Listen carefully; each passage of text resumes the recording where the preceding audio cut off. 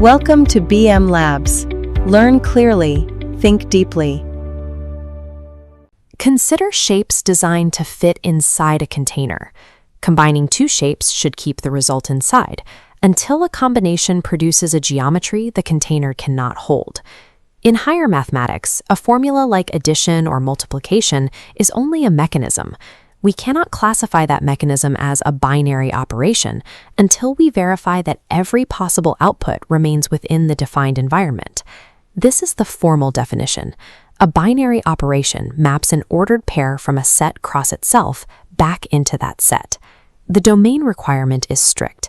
It must be defined for every possible ordered pair. Next is the rule. This specific operation assigns a result to our inputs. Finally, the codomain. The operation guarantees the unique result is an element that already exists within the set S. A binary operation only exists when all three components, the domain, the rule, and the codomain, are clearly identified and satisfied.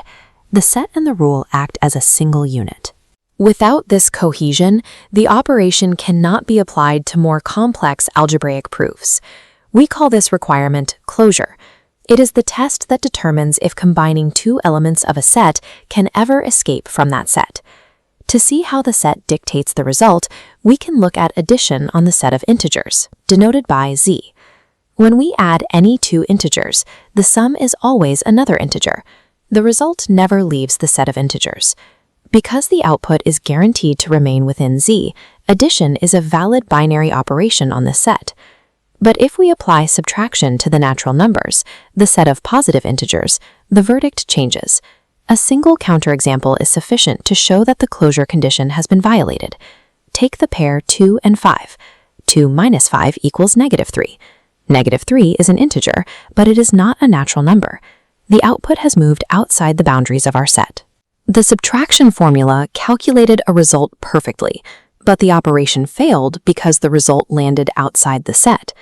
This shows that the formula alone does not define the operation. The set determines the final verdict. We can consolidate these observations into a rigorous theorem. It defines the sufficient conditions needed to confirm a binary operation. The theorem provides two hypotheses. The result of the rule must exist uniquely for all pairs, and that result must belong to the set S. The proof for this theorem is direct, as the hypotheses align exactly with the definition of a mathematical function. We begin with two arbitrary elements, a and b, from our set. Our first hypothesis states that the result of a star b exists uniquely. The second hypothesis confirms that this unique result is an element of S, satisfying the requirement for closure. These steps confirm a mapping from the Cartesian product S cross S into S. This provides certainty that the rule behaves as a well-defined function. When existence, uniqueness, and closure are verified, we have successfully constructed a binary operation. Some sets require more than simple arithmetic to verify closure. We often need algebraic proofs to check for hidden points of failure. Consider the set of rational numbers, Q, with the number 1 explicitly removed. We define the operation a star b as a plus b minus ab. While the result is clearly rational, we must prove it never equals 1. We use a proof by contradiction, starting with the assumption that the rule produces an output of exactly 1. Substituting our rule into this assumption gives us the equation a plus b minus ab equals 1. We rearrange the terms to set the entire expression equal to 0. This allows us to factor the expression into the product of a minus 1 and b minus 1. If this product equals 0, then either a must be 1 or b must be 1. But our set explicitly excluded the number 1. This means neither a nor b can be 1. Since both factors are non-zero, their product cannot be 0. This is a contradiction, proving our starting assumption was impossible.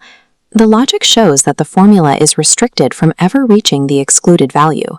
Therefore, the output remains within the set, and the operation is closed on the rational numbers -1.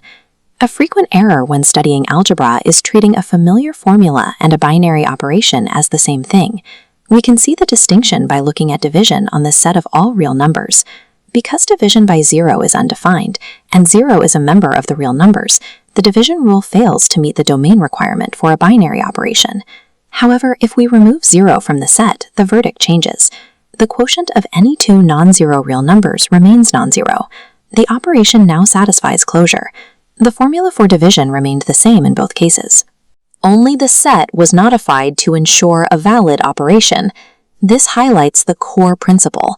A formula only becomes a binary operation once the set is fixed and closure is verified. Group theory and higher algebraic systems build upon this foundation. Verifying an operation stays within its set is the first step toward confirming larger structures. Keep learning with BMLabs. Follow for more simple and powerful lessons.